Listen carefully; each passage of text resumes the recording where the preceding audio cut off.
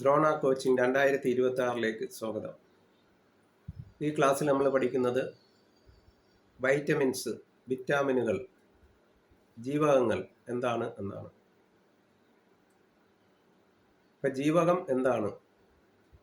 ശരീരത്തിൻ്റെ സാധാരണ പ്രവർത്തനത്തിനും ആരോഗ്യത്തിനും വളരെ ചെറിയ തോതിൽ ആവശ്യമുള്ളതും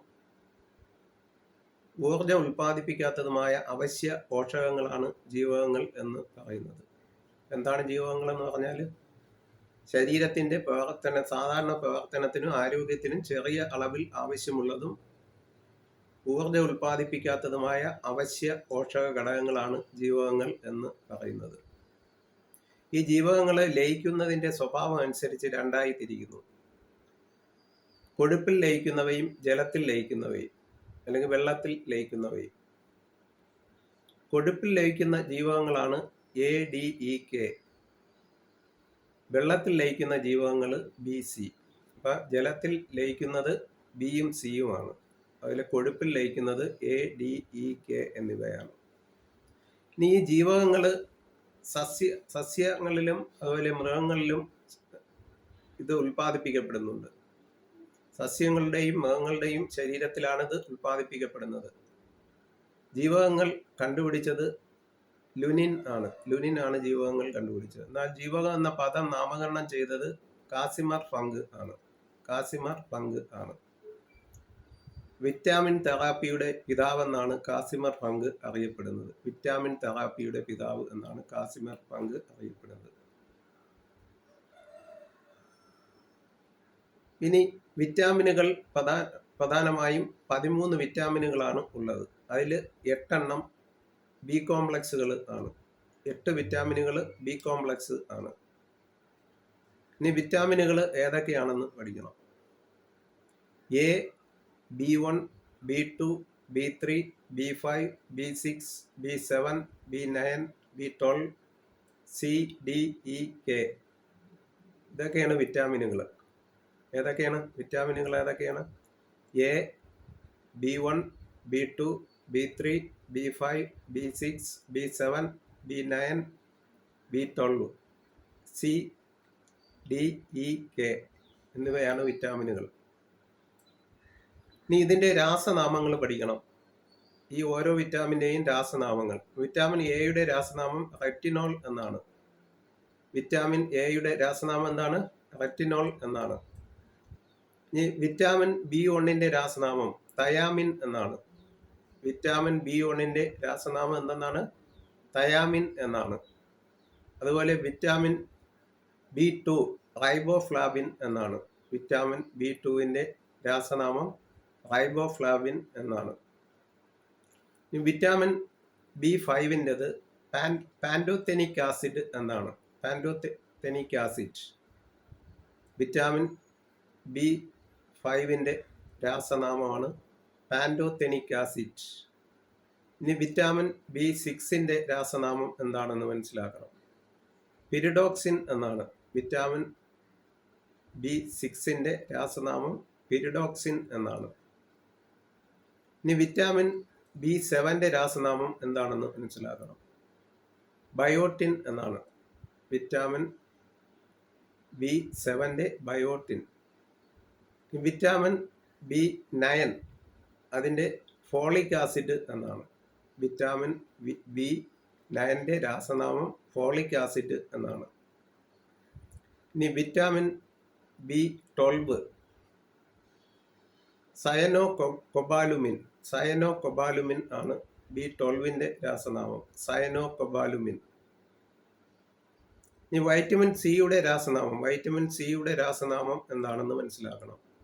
അസ്കോർബിക് ആസിഡ് എന്നാണ്. വൈറ്റമിൻ സിയുടെ രാസനാമം അസ്കോർബിക് ആസിഡ് എന്നാണ്. ഇനി വൈറ്റമിൻ ഡിയുടെ രാസനാമം കാൽസിഫെറോൾ എന്നാണ്. വൈറ്റമിൻ ഡിയുടെ രാസനാമം എന്താണ്? കാൽസിഫെറോൾ ആണ്. വൈറ്റമിൻ ഡിയുടെ രാസനാമം കാൽസിഫെറോൾ. ഇനി വൈറ്റമിൻ ഇയുടെ രാസനാമം എന്താണെന്ന് പഠിക്കണം. വൈറ്റമിൻ ഇയുടെ രാസനാമം ടോക്കോഫെറോൾ എന്നാണ്. ടോക്കോഫെറോൾ. വൈറ്റമിൻ ഇയുടെ രാസനാമം ടോക്കോഫെറോൾ എന്നാണ്. ഈ വൈറ്റമിൻ കെയുടെ രാസനാമം എന്താണ്? വൈറ്റമിൻ കെയുടെ രാസനാമം എന്താണ് എന്ന് പഠിക്കണം. അത് ഫിലോക്കിനോൺ എന്നാണ്. വൈറ്റമിൻ കെയുടെ രാസനാമം ഫിലോക്കിനോൺ എന്നാണ്. ഇത്രയാണ് രാസനാമങ്ങൾ, വൈറ്റമിനുകളുടെ രാസനാമങ്ങൾ. ബി കോംപ്ലക്സ് 8 എണ്ണം, ബാക്കി 5 വൈറ്റമിനുകൾ. ഇനി ഇതിൽ വൈറ്റമിൻ എ എന്താണ് എന്ന് പഠിക്കണം. അതിൻ്റെ ആവശ്യകത എന്താണ് എന്ന് മനസ്സിലാക്കണം. കണ്ണിൻ്റെ പ്രവർത്തനത്തിന് അത്യന്താപേക്ഷിതമായ വൈറ്റമിനാണ് വൈറ്റമിൻ എ.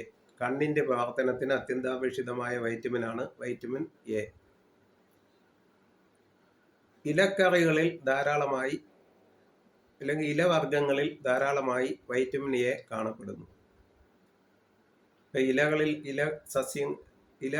സസ്യ ഇലകളിൽ ആണ് കാണപ്പെടുന്നത് വൈറ്റമിനുകൾ എ എന്ന് പറയുന്ന വൈറ്റമിനുകൾ കാണപ്പെടുന്നത്.